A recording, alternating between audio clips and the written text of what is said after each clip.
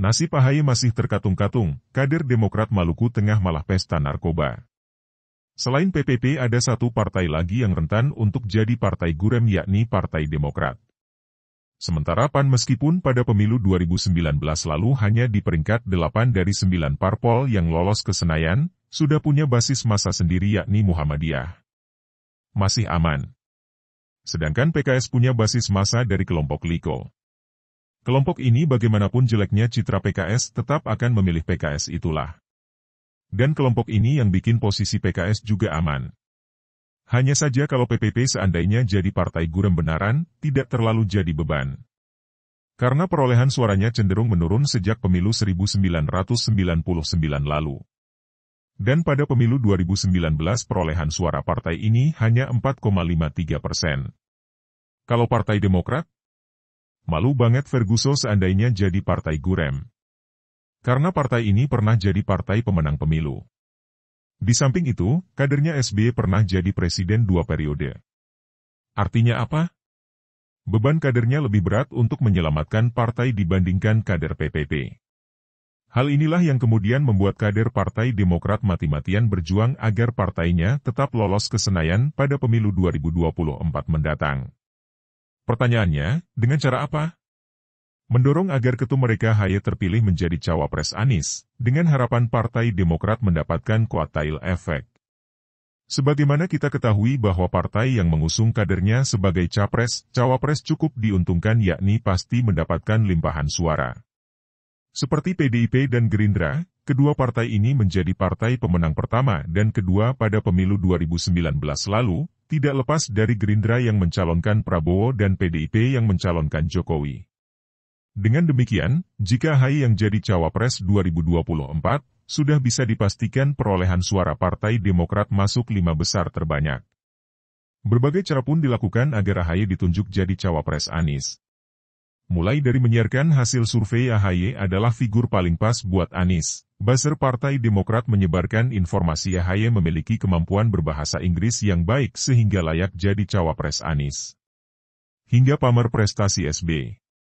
Yang pamer prestasi SBY ini yang bikin ngakak. Kenapa?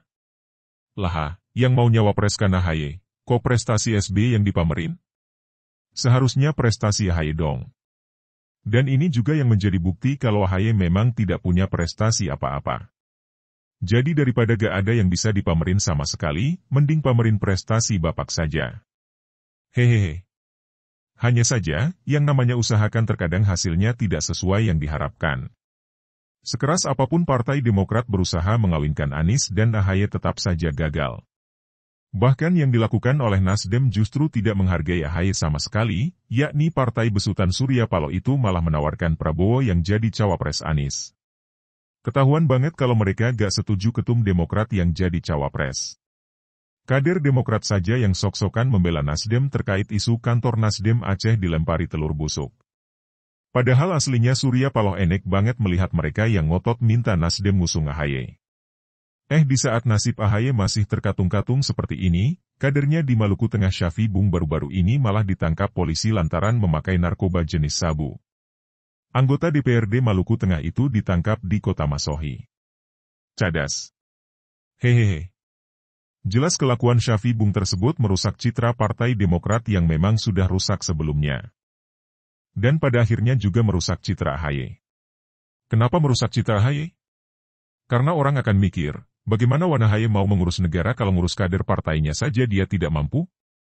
Serta orang juga akan semakin enggan memilih Partai Demokrat mengingat banyak kadernya yang gak ada akhlak.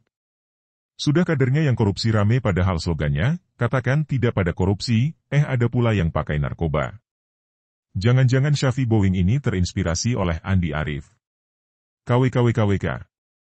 Sebagaimana kita ketahui bahwa pada 2019 lalu, Kepala Bapilu Partai Demokrat itu ditangkap polisi di sebuah hotel di kawasan Selipi, Jakarta Barat. Andi ditangkap bukan karena mengkritik kebijakan pemerintah seperti Budiman Sujatmiko di masa Orba silam. Tapi dia diciduk lantaran memakai narkoba jenis sabu. Mirisnya lagi, Wan Andi kala itu ditangkap bersama seorang perempuan yang bukan istrinya. Politisi satu ini memang benar-benar lebih nekat dari Rizik. Pasalnya Rizik cuma beraninya chat seks doang alias melakukan hubungan badan jarak jauh bersama wanita idaman lain, Weyel, Firza Hussein. Sedangkan Andi Arief, Weyelnya langsung dia bawa ke hotel. Memang betul pepatah mengatakan, guru kencing berdiri murid kencing berlari. Gurunya Anas Urbaningrum korupsi, muridnya kader Demokrat seperti Abdul Ghafur Masud dan kawan-kawan juga korupsi. Gurunya Andi Arief pakai narkoba, muridnya anggota DPRD Maluku Tengah Syafi Bung juga pakai narkoba.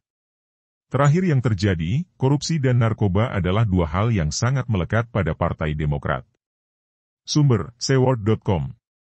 Terima kasih telah mengunjungi channel kami, semoga bermanfaat, salam sejahtera selalu, jangan lupa like, komen dan subscribe-nya, sampai jumpa lagi di berita-berita kami.